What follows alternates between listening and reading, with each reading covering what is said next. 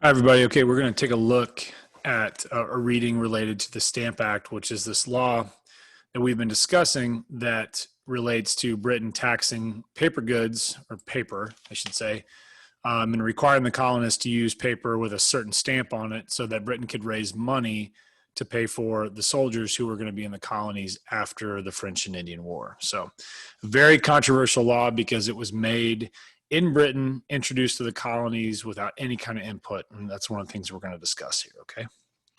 So in 1763, few would have predicted that just 13 years later, in 1776, a revolution would be unfolding in British America. The colonies were not in a state of economic crisis, and colonists were not clamoring for freedom from England. But by the 1760s, something was dreadfully wrong in the American colonies. So we kind of go this complete 180 from everything seems fine to everything seems to be really bad.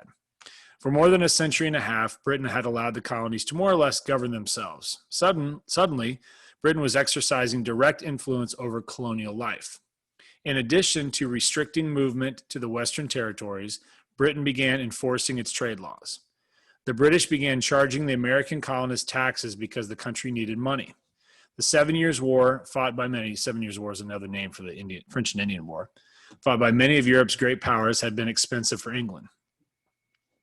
The taxes on American colonists were lower than those on British citizens, and the money raised from taxing the colonies was used to pay for some of the costs of maintaining British troops in the 13 colonies. The Americans, however, saw it differently. Americans thought the British troops were there only to watch them, and they did not want to pay for that. Also, the colonists had cleared land, fought the Indians, and lost family members while building a colony that enhanced the British Empire. To them, further taxation seemed to be an insult. In addition to emotional appeals, the colonists began to make a political argument as well. The practice of the government receiving permission to tax dated back hundreds of years in British history. But the colonists had no representation in the British Parliament. This is important here. I'm going to pause here for a second. There is nobody that left the colonies to go over to England when they met to make laws, and there was no one specifically sitting in Parliament on a regular basis that had a sign in front of them that says representative of the American colonies. It was just the laws were made, and the colonies were expected to follow it. This meant there were no colonists in the British government who could represent the colonies when decisions were being made. To tax the colonists without allowing them to have representation denied them their rights as Englishmen, which is true. When Parliament passed the Stamp Act in March 1765, things changed. It was not the first attempt to tax the American colonies, but it was the first direct tax on the colonies because previous taxes had only been collected at seaports. Now, every legal document had to be written or stamped on stamped paper to prove colonists had paid taxes. Proof of owning land, wills, marriage licenses, and other contracts were not legal until they were prepared on this special paper. Newspaper, dice, and playing cards also needed proof that taxes had been paid. And I'm going to pause and look at this right here. This is probably one of the most important slogans or statements you're going to see during the American Revolution. No taxation without representation. American activists sprang into action. Colonists such as Patrick Henry in Virginia and James Otis in Massachusetts voiced their protest.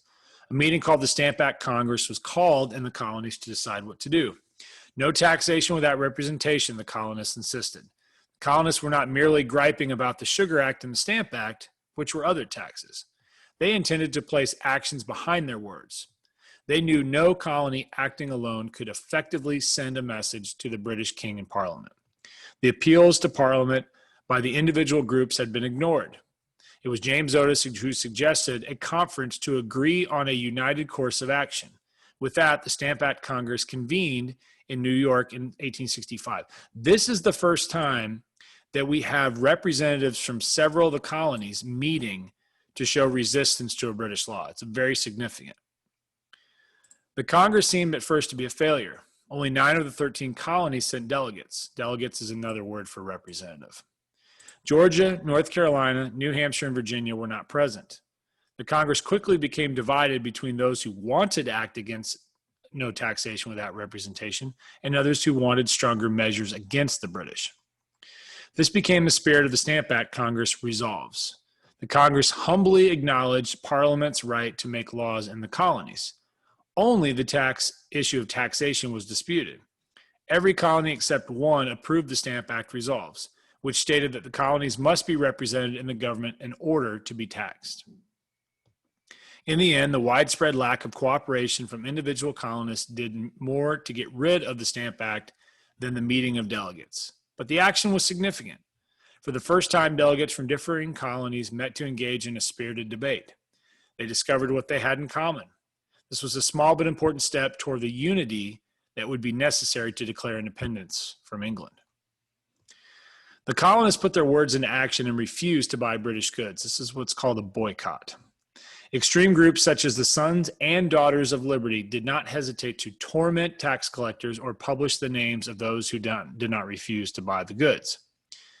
Soon the pressure on England from struggling British merchants was too great to bear. The Stamp Act was repealed the following year. The crisis was over, but the uneasy peace did not last long. So basically what happened is British merchants are the people selling the goods to the colonies. If nobody's buying the goods, then these guys don't make any money, and what they're doing is complaining to the government. So it's kind of like a domino effect or a trickle-down effect where, if the colonies don't buy anything, it ends up getting back to the government. People are going to be obviously upset about it, okay? So once you're done with the reading, you're going to go down here and you're going to review these 4 questions, okay? And these are going to be multiple choice questions that are going to have you to go back and kind of look through the text, okay?